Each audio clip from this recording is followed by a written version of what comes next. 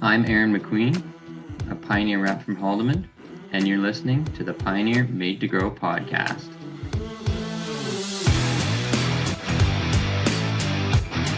Thank you, Aaron, and thank you for listening to the Pioneer Made to Grow podcast. On today's episode, we're going to take a close look at a type of corn I think we've all heard of. Lots have opinions on it. Maybe as a livestock producer, you've even tried it. We're talking BMR corn today. Now, before you think good or bad about it, what we really want to do is try to bring perspectives on where it might fit and what the advantages and disadvantages of growing and feeding it are. I think we've got two excellent guests lined up to do just that, starting with Ashley Knapton. If you don't know Ashley, she is a familiar name in Ontario's dairy industry. She is the Dairy Strategic Accounts Manager with Corteva and works with dairy farmers on a regular basis, making sure they're putting up the best quality forages they can. Ashley, thanks for jumping on the podcast today.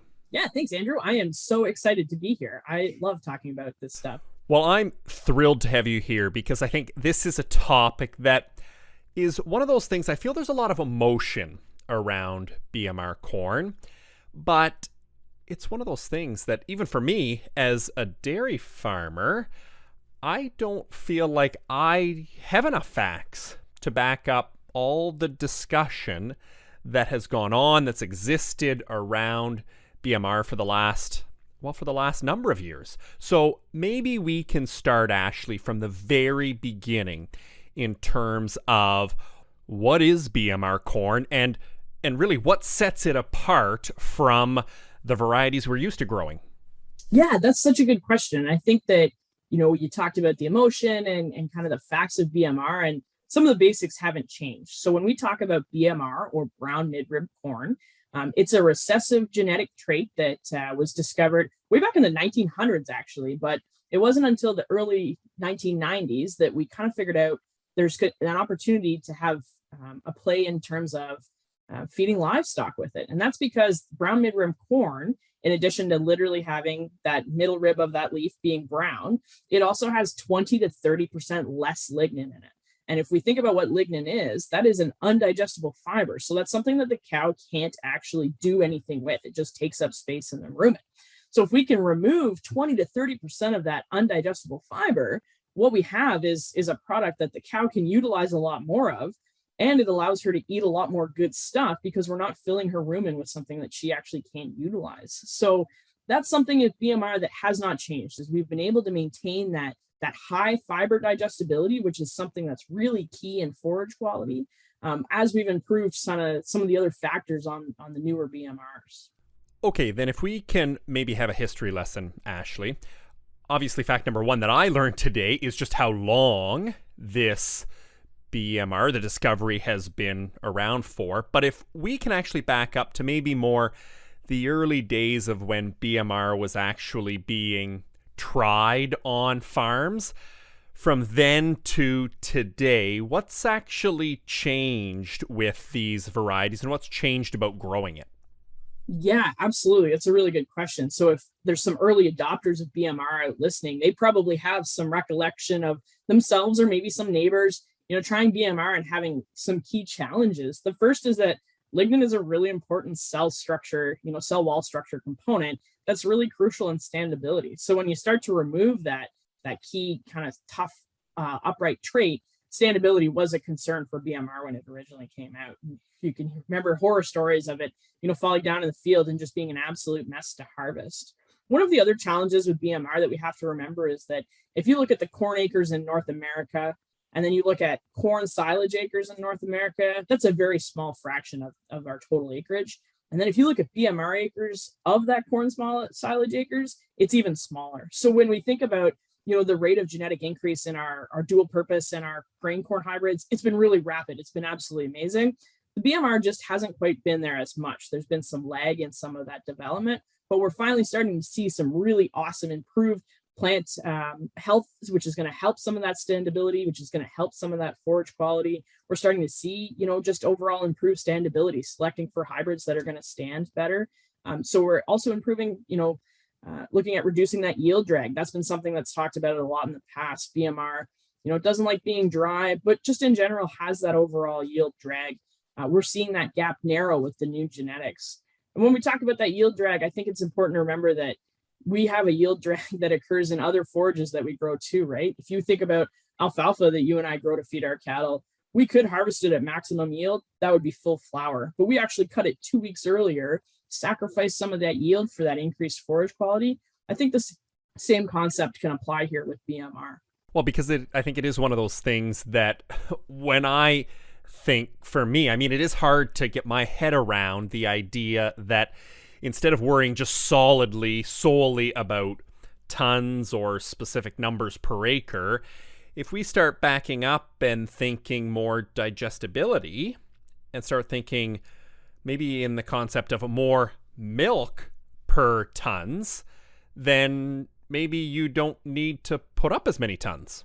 Yeah, you're absolutely right, Andrew. I think the thing that we need to kind of reframe this to is that we're not growing BMR, we're not growing corn silage. What we're doing is making milk. And if you talk with nutritionists, a really easy way to make milk really economically is to have really high quality forages grown on farm. That's going to be your cheapest source of feed. And if you can reduce the amount of money that you have to turn around and invest in on or purchased feeds from off farm, whether that's, a pellet or if you're even just buying, soy or corn right now, wow, that's going to be a big chunk of your milk check. So if we can improve what the cow has on farm, what she's able to utilize, that's really going to help our bottom line. Okay, so then if we do think about some of these new varieties and some of the research going into BMR varieties to make sure that those issues that maybe were prevalent 20 years ago have been solved, can you maybe walk a grower through right now? What are some of the differences that they need to think about? What sets it apart from a typical grain variety, right from choosing that variety this time of year all the way until just before you're actually ready to chop that? Are there differences that a grower's got to think about? Yeah, that's an awesome question because there absolutely is. And so, one of the first things that we kind of want to have that conversation about is why BMR. And I can tell you lots of reasons why you should grow BMR, of course, but I kind of want to know when I'm talking with a producer what they want to get out of that BMR. And that's important because I want to make sure that we don't position BMR as a silver bullet. BMR is a great way to make milk a little bit easier. But if you're having problems, if the cows aren't being able to eat that feed, if you're having cow comfort issues, BMR is not going to fix that. And so we don't want to put the weight of the world on these grain corn or these BMR hybrids, I should say. So that's something to kind of keep in mind. But that being said, say you are looking for increased feed efficiency, you're looking for ways to feed more forage, maybe less concentrates. A really good example is if you are constrained on the number of stalls you have and you need to get more milk per stall, BMR might be a really good opportunity to increase those intakes, allow those cows to make more milk off of that feed and hopefully make more milk in the same barn, if you can't rapidly expand. It's important to consider BMR is a really high value crop. It's something that right from the seed is certainly high value because you get that increased digestibility. So make sure you're putting it on your best land. Make sure that you have your fertility kind of program on point. And also keep an eye out. It doesn't really like drought. That lignin is a really important component of moisture transfer through the plant. And so if we put it on super sandy soil, I think we're kind of, we're not setting that BMR up for success. So some of those considerations to have. One of the things that we've seen with BMR in recent years is that genetically, we've done some really exciting work to improve the potential of BMR as well as maybe the ease of use. But we've also seen that producers are doing a better job on farm. They're doing a better job growing their corn. They're doing a better job managing it in the bunk. And nutritionists are doing a really better job understanding how it works. We've seen that BMR works really targeted to fresh cows to really increase those peaks. But we also see some herds that don't want to have two faces open. They feed BMR to every animal on the farm. And that's something that can work, quite successfully. So by doing a better job with the genetics, as well as doing a better job managing BMR, we've reduced the risk that, used to be associated with it, but really that reward is still there, if not more so. So when you do talk about, more digestibility, more milk, all of those, do you have the numbers that back up the fact that, especially compared to some of the dual purpose varieties that a lot of growers and a lot of producers might lean into, what are the numbers compared to them when we talk BMR? For sure, that's such an important question, right? Is what are the economics and the dollars and cents, or what's the benefit to the cow? And so there's research out of the States that kind of talks about the advantage of an increase in digestibility. We know with that reduced lignin level, the BMR is going to see about a 6 to 8 point difference in your fiber digestibility. So your NDFD is going to be 6 to 8 points higher with BMR. And what that directly translates to is an increase in dry matter intake. And in the end, you're looking at about 1.5 liters to 2 liters of increased milk, what some nutritionists call kind of that BMR bump, through that advantage of the increased digestibility. And then there's also the other benefits too, right? You're going to see that increase in reproduction through that increased energy intakes, as well as just increased overall cow health by being able to have a higher forage diet for that herd. Well, those are definitely big numbers, Ashley. And given where feed prices are at, particularly what the price of a supplement or a concentrate is going to cost to add into that feed mix, it sounds like one of those things for a lot of producers where maybe it is worth testing out BMR, and maybe it's a lot to ask to say, let's switch over all your acres to that. So is there a right number of acres for someone to put in towards BMR so they can, actually give it a try to see if it fits with their, full farm program? Yeah, that's such a good question, and it's a tricky one for sure. My first thing is, if you're thinking about testing the waters with BMR, talk to your Pioneer rep and talk to your nutritionist, and hopefully have the two of them at the table at the same time.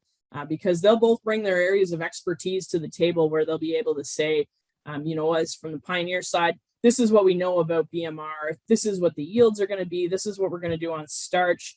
This is what we can make for you in terms of a corn silage. And then your nutritionist is going to be able to say, yes, that's going to hit the mark. That means we need less grain corn or high moisture corn, so we can change our feeding or our crop planting, this way. So that's kind of the step one.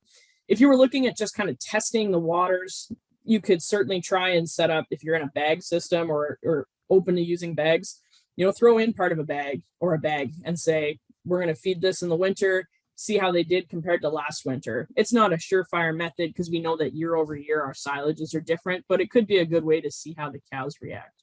If you're a big enough herd that you have a separate diet for your transition cows, so kind of thinking that 3 weeks pre, 3 weeks post kind of thing, that's a really great spot to try some BMR out, because what you'll probably see is that those cows are set up for higher peaks that maintain even if you switch them off of the corn silage down the road. And that's just because in those 3 weeks where, the cows are making so much milk, they can't eat enough to feed their energy requirements. BMR helps them just get that much closer. So that can be a neat opportunity to position it carefully. But I think having a conversation with your rep and your nutritionist will give you an idea of, where to test it, where to see it out, and then, decide how all in you want to be. Well, certainly it sounds like a great place to start. Ashley, thanks very much for joining us today. Thanks so much, Andrew. This is great. Well, I certainly can appreciate a lot of that information from Ashley. That includes some great tips, I think, that all of us livestock farmers can do as early as even next growing season. But that's not the whole picture. What's in store beyond the next growing season is another question I had, which is why we've tracked down Suzanne Mickelson. Suzanne is a research scientist for Corteva Agrisciences out of Wisconsin. Her job includes silage corn breeding for all varieties that are 105 days or less. So, Suzanne, first of all, welcome to the podcast. Well, thank you for having me, Andrew. Now, Suzanne, we just were talking to Ashley kind of about the role that BMR can play on farms here in Eastern Canada, especially for livestock producers, especially for dairy farmers. Can you give me an idea, your role? I want to bring in this, research side, your role as a research scientist kind of covering silage corn. Where does R&D fit for Pioneer, for Corteva when it comes to silage variety and specifically BMR? What kind of priority is it for you? It's a really big priority, and it's a really good fit with our research portfolio. So a lot of the material I work with in silage is coming from contributions from the grain programs. And so clearly we have a great genetic pool of material to pull from. And so we can kind of cherry pick material to pull into the silage program that really complements what our needs are. And so we're focusing on tonnage and digestibility, but also the agronomics. And so with BMR, we are really looking to make sure that our products have strengths and standability, that bowing and root lodging and all those things, as well as disease tolerance, those are things we're looking for. And so it really works well with the overall research organization we have to pull that information in and make the best products that way. Now, you mentioned some of those priorities. Can you kind of walk through, I think for growers that maybe tried BMR or heard about BMR, 10 or 20 years ago, maybe didn't have the best experience, hence why we don't necessarily see a whole bunch of acres. Can you give me an idea of how that research has come along and what has changed in the varieties in that last 20 years? Absolutely. And I think that that's a really valid point, that there are people who've had that experience many years ago.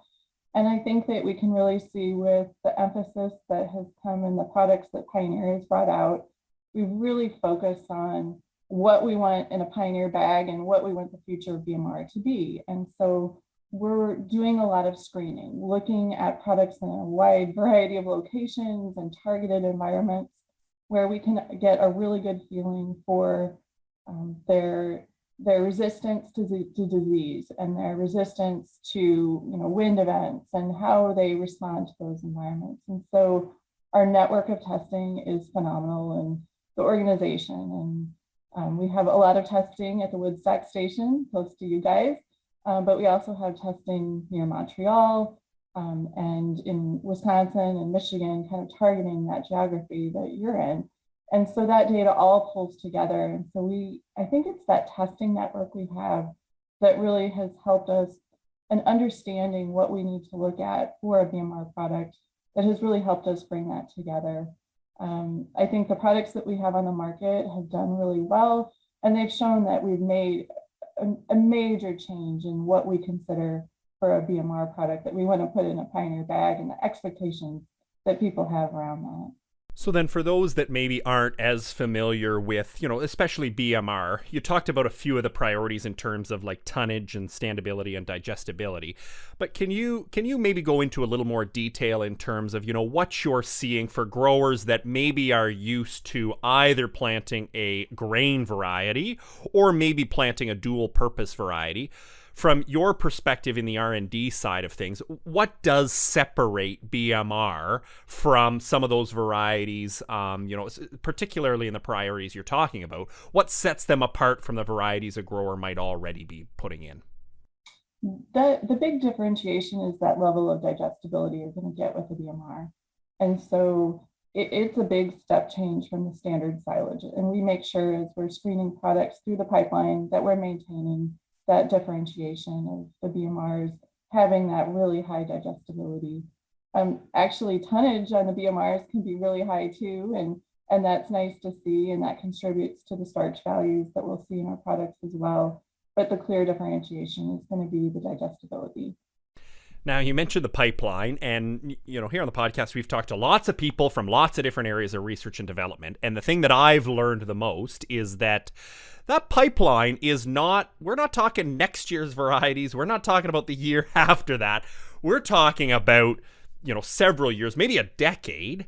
Is that the pipeline we're dealing with silage corn? And can you give me an idea, what can growers expect in the next, sure, in 2 years, but what else is coming down the pipeline, even further? Sure. So, like you said, right now I'm working on things that could be a new commercial product in 8-10 years, making those initial crosses. And so what we're really changing, I think, is as we move forward is the amount of molecular data that we're using in predictions. So if you think about the research pipeline, it's a funnel. And so it gets pretty wide at the top and then more and more narrow as we move forward in the pipeline. And so our goal is to make that funnel as narrow as possible at the top. So we're really spending our time testing and evaluating hybrids that have the most potential for success and most potential for moving through the pipeline and making a commercial hybrid. And so we're looking at a lot of information early on for digestibility, tonnage, standability, disease tolerance. And those are things that are kind of constantly improving, I think, in our lineup.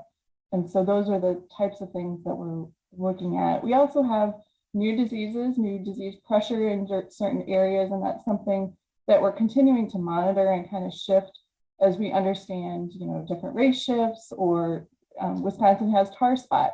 That's a new thing that how do we consider that in our silage lineup? And so those are things that we might have to tweak in the pipeline as we move forward, and we're kind of monitoring that. We have a great team in the company that helps us look at all these different aspects and where we need to go. That's funny you mentioned tar spot being something new to Wisconsin, because it's new to Ontario too.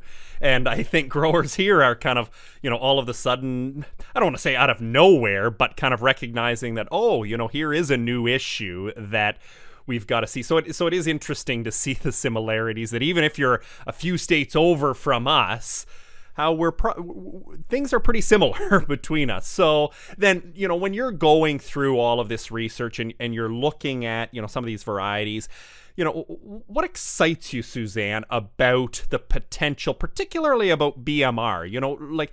Is there a big future, do you think, for BMR? Is there potential? And what excites you about that potential in the next decade? Sure. I think it's a great opportunity. The pipeline for Pioneer is definitely expanding in BMR. We have a lot more products, I think, that can fit in more operations. And this is something that really helps with profitability for a farm. I grew up on a small family farm in Southern Illinois, and I can really appreciate what that means when you have a product that can really contribute to your overall operation and efficiency and output. And I think that we're moving earlier products in the Pioneer lineup in the pipeline, and that is really exciting. That's been something we've been trying to get expanded over the past several years. And I think as we look at this pipeline and what's coming, that's definitely an area that's going to be growing. And I think your listeners will be interested in seeing those products as they come out. Well, absolutely, because when you do talk about, that shorter day potential, I think it does just expand the reach, particularly here in, not only Eastern Canada, but Canada as a whole, when you start talking about that potential. Absolutely. And I think we're looking earlier and earlier at products, and it's definitely something that I think has a lot of interest. And people are interested in converting those acres, once they get familiar with them and have an option at their maturity. Wonderful. Well, Suzanne, thanks very much for talking about BMR with us today. Well, thank you for having me, Andrew. I hope you took away a few new ideas about what silage corn and BMR can do. I know I really appreciated hearing from Ashley and Suzanne and learning a lot myself. On our next episode, we're going to wrap up our fall season of the podcast with agronomist Paul Hermans. It's a conversation I've been looking forward to for weeks as we do a bit of a season finale and take lessons from the ups and downs of the entire 2021 growing season. The hopes, of course, we aim to do an even better job next year. On behalf of the entire Pioneer team, thank you so much for listening to the Pioneer Made to Grow podcast. Don't forget, you can always get in touch on Twitter at PioneerSeedsCA or my own handle, Fresh Air Farmer. And for more info or advice, you can always talk to your local Pioneer rep or visit pioneer.com/Canada.